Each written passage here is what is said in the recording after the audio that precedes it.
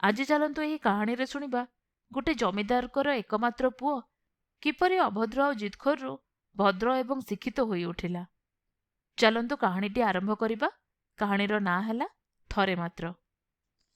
ସୀତାପୁର ଜମିଦାରଙ୍କର ବିବାହର ଅନେକ ବର୍ଷ ପରେ ପୁଅଟିଏ ହେଲା। ବାଳକର ନାମ ରଖାଗଲା ଗୋପାଳ। ଏତେ ଦିନ ପରେ ଛୁଆ ହୋଇଛି ବୋଲି ଗୋପାଳ ଅତି ଗେହ୍ଲା ହୋଇ ପଡୁଥାଏ।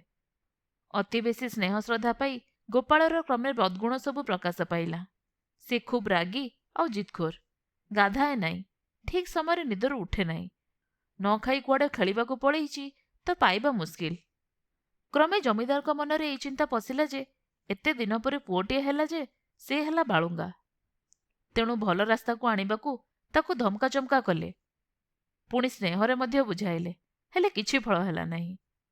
ଘର ଲୋକଙ୍କ କଥା ଶୁଣୁନାହିଁ ବୋଲି ଜମିଦାର ବାହାରୁ ବହୁ ପଣ୍ଡିତ ଲୋକଙ୍କୁ ଆଣିଲେ, ତଥାପି ସବୁ ଚେଷ୍ଟା ବିଫଳ ହେଲା। ସେଇ ଗାଁରେ ଥାଏ ଜଣେ ଶିକ୍ଷିତ ଆଉ ଭଦ୍ର ଯୁବକ, କିନ୍ତୁ ସେ ବହୁତ ଗରିବ। ତାର ଗୁଣରେ ମୁଗ୍ଧ ହୋଇ ଜମିଦାର ତାକୁ ଘରକୁ ଡାକି କହିଲେ, ତମେ ଯଦି ମୋ ପୁଅକୁ ମଣିଷ କରିପାରିବ, ତେବେ ସାରା ଜୀବନ ପାଇଁ ତମେ ଆମ ପରିବାରର ଜଣେ ହୋଇ ରହିବ। ତୁମ ନାଁରେ ମୁଁ ମଧ୍ୟ ଅନେକ ଜମି ଲେଖିଦେବି। ନୂଆ ଯୁବକ ଗୋପାଳ ସହିତ ପ୍ରଥମେ ବନ୍ଧୁତା କଲା, ଗପ ଶୁଣାଏ, ଖେଳ କସରତ କରେ। କ୍ରମେ ଗୋପାଳ ତା ପ୍ରତି ଆକୃଷ୍ଟ ହେଲା ଆଉ ତାକୁ ଖୁବ୍ ଭଲ ପାଇଲା। ବେଳେବେଳେ ତା କଥା ମାନେ ମଧ୍ୟ। ଯୁବକ ବୁଝିପାରିଲା ଯେ ଗୋପାଳ ଗେହ୍ଲା ହୋଇ ନଷ୍ଟ ହୋଇଛି, କିନ୍ତୁ ପ୍ରକୃତରେ ତା ମଧ୍ୟରେ ଭଲ ଗୁଣ ବହୁତ ଅଛି। ଯଦି ସେ ପାଠ ଆଡ଼କୁ ଟିକେ ମନ ଦିଅନ୍ତା, ତେବେ ତାର ପ୍ରକୃତି ପରିବର୍ତ୍ତନ ହେବାକୁ ବେଶୀ କଷ୍ଟ ପଡ଼ନ୍ତା ନାହିଁ। କିନ୍ତୁ ଗୋପାଳ ପଚାରେ, ମୋର ପରିବର୍ତ୍ତନ ହେବା କ'ଣ ଦରକାର?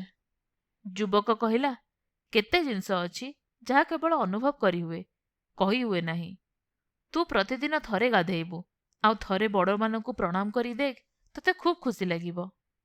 ଗୋପାଳ କହିଲା, ମୁଁ ତୁମକୁ ଭଲ ପାଏ ବୋଲି ତମ କଥା ମାନିବି, କିନ୍ତୁ ଥରେ ଦୁଇଥର କସ୍ମିନ୍ କାଳେ ନୁହେଁ।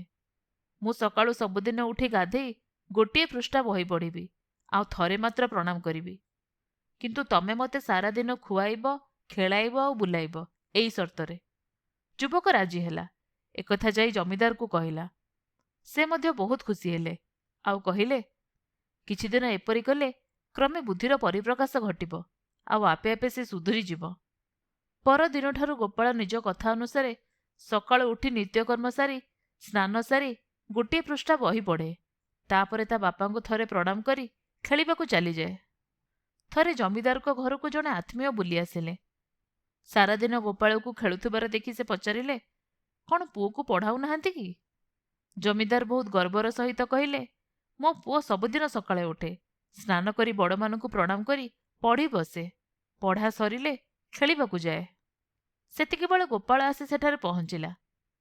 ଜମିଦାର କହିଲେ, ପୁଅ, ଏ ତୋର କାକା ହେବେ, ୟାଙ୍କୁ ପ୍ରଣାମ କର, ସେ ଆଶୀର୍ବାଦ ଦେବେ। କିନ୍ତୁ ଗୋପାଳ ରାଗିଯାଇ କହିଲା, ମୁଁ ଦିନକୁ ଥରେ ମାତ୍ର ଯାହାକୁ ବି ପ୍ରଣାମ କରେ। ଆଜି ପାଇଁ ତ ମୁଁ ଆପଣଙ୍କୁ ପ୍ରଣାମ କରିସାରିଛି।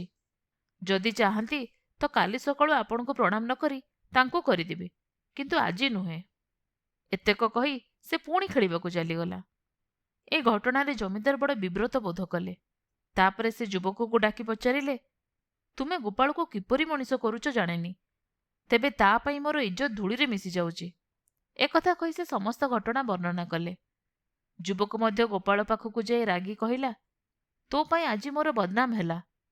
ବଡ଼ମାନଙ୍କୁ ପ୍ରଣାମ କରିବା ଭଲ କଥା। ସେମାନଙ୍କର ଆଶୀର୍ବାଦ ପାଇଲେ ତୋର ଭଲ ହବ।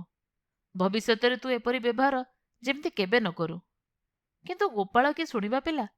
ସେ ଓଲଟା ଯୁବକକୁ ଶୁଣାଇଲା, ମୁଁ ମୋ ସର୍ତ୍ତରେ ଅଟଳ ରହିଛି।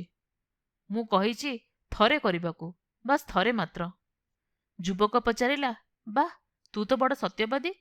କ'ଣ ତୁ ତୋ କଥା ପରିବର୍ତ୍ତନ କରିବୁ ନାହିଁ? ଯଦି ବଦଳିଯାଏ ତେବେ? ଗୋପାଳ ଦୃଢ଼ତାର ସହିତ କହିଲା, ଯଦି ମୁଁ ମୋ କଥାରୁ ବାହାରିଯାଏ ତ ତମେ ଯେପରି କହିବ ସେପରି କରିବି। ବର୍ତ୍ତମାନ ଗୋପାଳର ସ୍ୱଭାବ ପରିବର୍ତ୍ତନ ସହଜ ହେବ ଭାବି ଯୁବକ ସୁଯୋଗ ଖୋଜିଲା ଯଦି ସେ ଗୋଟିଏ କଥାକୁ ଦୁଇଥର କରିଦିଏ। ଦିନେ ଖେଳିବା ବେଳେ ଯୁବକ ଜାଣି ଜାଣି ତା ଉପରକୁ ଅପରିଷ୍କାର ଜିନିଷ ଆଉ କାଦୁଅ ଫୋପାଡ଼ିଲା। ଖେଳ ପରେ ପରିଷ୍କାର ହୋଇ ଗାଧେଇବା ପାଇଁ କହିବାରୁ ଗୋପାଳ କହିଲା, ଥରେ ଗାଧେଇଛି, ଆଜି ପାଇଁ ଶେଷ, ଆଉ ନୁହେଁ। ନ ଗାଧେଇ ସେପରି ଅପରିଷ୍କାର ହୋଇ ଘରକୁ ଫେରିଲା। ବାପାଙ୍କ ମଧ୍ୟ ସେଇ କଥା କହିଲା। ମା କହିଲେ, ତେବେ ତୁ ଆମମାନଙ୍କ ସହିତ ବସି ଖାଇବୁ କିପରି? ବନ୍ଧୁବାନ୍ଧବ ଘରେ ଅଛନ୍ତି, କ'ଣ ଭାବିବେ? ଗୋପାଳ କିଛି ନ କହି ଏକଲା ବସି ଖାଇନେଲା, ଆଉ ତଳେ ମସିଣାରେ ଶୋଇଗଲା, କିନ୍ତୁ ଗାଧେଇଲା ନାହିଁ। ଏସବୁ କଥା ଶୁଣି ଜମିଦାର ବହୁତ ଦୁଃଖିତ ହେଲେ, ଆଉ ଯୁବକକୁ ଡାକି କହିଲେ, ଏପରି ଆଉ କର ନାହିଁ, ବିଚରାକୁ କଷ୍ଟ ହବ। କିନ୍ତୁ ଗୋପାଳକୁ ସୁଧାରିବା ଥିଲା ଯୁବକର ଲକ୍ଷ୍ୟ। ସେ ଜାଣିଥିଲା ଗୋପାଳ ନ ସୁଧୁରିଲେ ସେ ମଧ୍ୟ କିଛି ଧନ ପାଇବ ନାହିଁ। ତା ଛଡ଼ା ସେ ଜାଣିପାରିଥିଲା ଯେ ଜମିଦାର ଅତି ଗେହ୍ଲା କରି ତାକୁ ନଷ୍ଟ କରିଛନ୍ତି। ଥରେ ସେହି ଗାଁକୁ ସେ ଦେଶର ରାଜା ଆସିଲେ, ଦିନକ ପାଇଁ ସେଠାରେ ରହିଲେ। ସମସ୍ତେ ଭେଟି ଉପହାର ନେଇ ରାଜାଙ୍କୁ ପ୍ରଣାମ କରି ଆସୁଥାନ୍ତି। ଜମିଦାର ମଧ୍ୟ ତାଙ୍କର ପରିବାର ଆଉ ଯୁବକକୁ ସାଥିରେ ନେଇ ରାଜାଙ୍କୁ ଦେଖା କରିବାକୁ ଗଲେ। ଜମିଦାର ରାଜାଙ୍କୁ ଯେଉଁ ଉପହାର ଦେଲେ ତାହା ରାଜାଙ୍କର ଖୁବ୍ ପସନ୍ଦ ହେଲା। ସେତେବେଳେ ଯୁବକ ଗୋପାଳକୁ କହିଲା, ଇଏ ଆମ ରାଜା, ତାଙ୍କୁ ପ୍ରଣାମ କର। ଗୋପାଳ ମଧ୍ୟ ତା ସ୍ୱଭାବ ସୁଲଭ ଭଙ୍ଗୀରେ ଉତ୍ତର ଦେଲା। ରାଜା ରାଗିଯାଇ କହିଲେ, କ'ଣ ତୁ ଦିନକୁ ଥରେ ପ୍ରଣାମ କରୁ? ରାଜା ଆଗରେ ବି ଦ୍ୱିତୀୟବାର ନୁହେଁ। ଜମିଦାର ଅନୁମାନ କରିନେଲେ ଯେ ରାଜାଙ୍କର ଏ କ୍ରୋଧର ପରିଣାମ ବହୁତ ଖରାପ ହୋଇପାରେ। ତେଣୁ ସେ ରାଗିଯାଇ ପୁଅକୁ କଷିକରି ଗୋଟେ ଚାପୁଡ଼ା ଦେଲେ, ଆଉ କହିଲେ, ତୋ ଜିଦ୍ର ମଧ୍ୟ ଶେଷ ହେବା ଦରକାର। ଦେବତା ପରି ରାଜାଙ୍କୁ ପ୍ରଣାମ କରିବୁ ନାହିଁ, ତାଙ୍କ ପାଦ ତଳେ ପଡ଼ି କ୍ଷମା ପ୍ରାର୍ଥନା କର। ଗୋପାଳ ଜୀବନରେ କେବେ ତାର ବାପାଙ୍କୁ ଏତେ ରାଗିବାର ଦେଖିନଥିଲା। ସେ ଭୟରେ ଥରିଗଲା, ଆଉ ରାଜାଙ୍କ ପାଦ ତଳେ ପଡ଼ି ନିଜର ବ୍ୟବହାର ପାଇଁ କ୍ଷମା ଚାହିଁଲା। ରାଜା ଗୋପାଳ ଉପରେ ପ୍ରସନ୍ନ ହେଲେ, ଆଉ କ୍ରୋଧ ବିଷୟ ସମ୍ପୂର୍ଣ୍ଣ ଭୁଲିଗଲେ।